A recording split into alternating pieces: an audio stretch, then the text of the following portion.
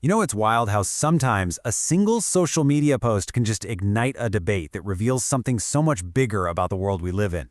It can become this flashpoint for frustration, for hope, and for the really complicated question of what it means to actually stand with a cause when you're thousands of miles away. Okay, so let's just dive right in. The whole firestorm really kicked off with this one question that just started bouncing all over the internet.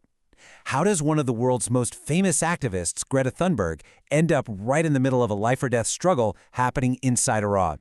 So the whole thing ignited on a Reddit forum, a place that's actually dedicated to the new Iranian revolution.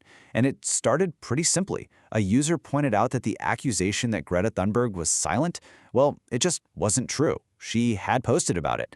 But that simple fact check, it didn't put the fire out. Nope, it was just the kindling.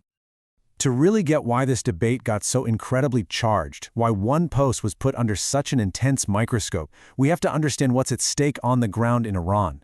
Because this isn't just some online squabble, this is about a revolution. The woman life freedom movement was born from the absolute tragedy of Mahsa Amini's death back in September 2022. She was a young Kurdish Iranian woman, and her death in police custody sparked these massive nationwide protests. And the state's response was just astonishingly brutal. We're talking mass arrests, executions, and terrible violence. And even though the huge street protests have been violently crushed, there's still this quieter daily revolution of defiance going on. And the slogan itself, Woman, Life, Freedom, or Jin Jiyan Azadi in Kurdish, it has such deep roots. It actually comes from decades of struggle by the Kurdish women's movement, and it powerfully frames this idea that the liberation of women is the foundation for liberating an entire society. It's an incredible concept. All right, so let's get to the heart of this online battle. You're going to see how a simple post spiraled into this deeply emotional, really complex argument about what solidarity even is. So, like that first Reddit user said, the defense seemed pretty straightforward. The claim that she was totally silent was just factually wrong. There was a post. It showed solidarity. Case closed, right? Well, not even close. For a lot of Iranians and their allies, this was never about a simple fact check. I mean, the fact that a post existed wasn't really the point. The real question, the one that poured fuel on the fire, was all about the quality, the timing, and the sincerity people felt from that support. And this slide just lays it out perfectly. On one side, you've got the objective fact, a post was made. But on the other, you have this really emotional response from so many people that the gesture just felt, well, hollow. It was called the bare minimum, weak. And this is a huge deal. It was an Instagram story. You know, the kind of post that just vanishes after 24 hours, not a permanent fixture on her main feed. And digging in even deeper, people took aim at the message itself. As one user put it, pretty bluntly, the post focused on restoring internet access. Now, for people watching protesters get killed in the streets, that felt just staggeringly out of touch. To them, it was kind of like complaining about bad Wi-Fi during a massacre. And another user pointed out what they saw as this huge double standard. Their argument was, look, Greta Thunberg is famous for going all in on her causes, right? With so much passion. But here, the post felt lukewarm, almost detached. And it was that gap, that perceived difference in passion, that really fueled the frustration. So you see, the crucial point is that this wasn't about one thing. It was like a perfect storm of criticisms. There was this feeling that the post only happened after she got called out. The message itself felt weak and missed the real emergency. The temporary format suggested it wasn't a big priority. And the passion just didn't seem to be there compared to her other causes. All of that together painted a picture of support that felt, to many, totally inadequate.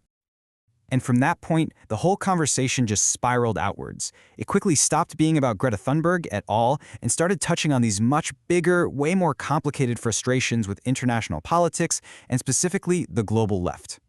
What started as a critique of one activist's Instagram story totally morphed into this huge indictment of perceived political alignments.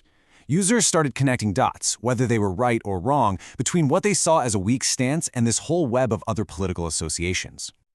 Now, we're not taking a side here, we're just laying out the points that users were raising in the debate. They pointed to things like Thunberg allegedly marching with activists who held pro-regime views, having supposed ties to people who praise Hezbollah, a group heavily backed by the Iranian regime, and even referencing reports from Iranian state media. For these critics, this wasn't just an isolated post, it felt like a pattern. And wow, this quote from a user who identifies as Venezuelan, it really shows how this debate tapped into a much deeper frustration. It's this feeling that some people living under authoritarian regimes have, that their life and death struggles are sometimes ignored or downplayed by Western activists who seem way more focused on criticizing Western imperialism than on condemning oppression, no matter where it comes from. And, inevitably, the debate also became a proxy war for Western politics. You had some users arguing that the real support for Iran comes from the left, while others complained that left-wing figures were way too silent or too slow to act. One user just captured the agony of it all perfectly, saying they felt like they were seeing a genocide treated as propaganda. So let's zoom out one last time here. After all of this intense, messy, and really emotional online argument, what can it actually teach us about solidarity, activism, and the Iranian Revolution today?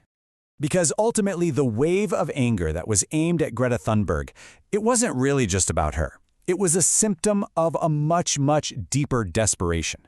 It was the collective cry of a movement that has faced down bullets and prisons, only to feel like the world has either looked away or just offered up gestures that felt completely empty. And yet, even in the middle of all that heated debate, there were these moments of real reflection. This user, for instance, they acknowledged the shameful lack of attention, but then they asked this vital question: is a single activist, no matter how famous she is, really the right target for all of this anger? Or is it maybe just a distraction? To understand why she became the focus, you just have to look at this number: 20 million. That's her Instagram audience alone. When you have a platform that massive, you're not just holding a microphone, you are holding a global megaphone.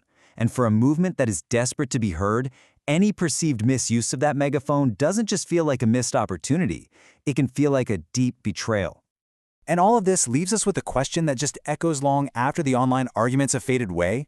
For people who are fighting for their very existence against a brutal regime, what does real, meaningful, effective solidarity from the rest of us actually look like? That's the question this whole debate really forces us all to confront.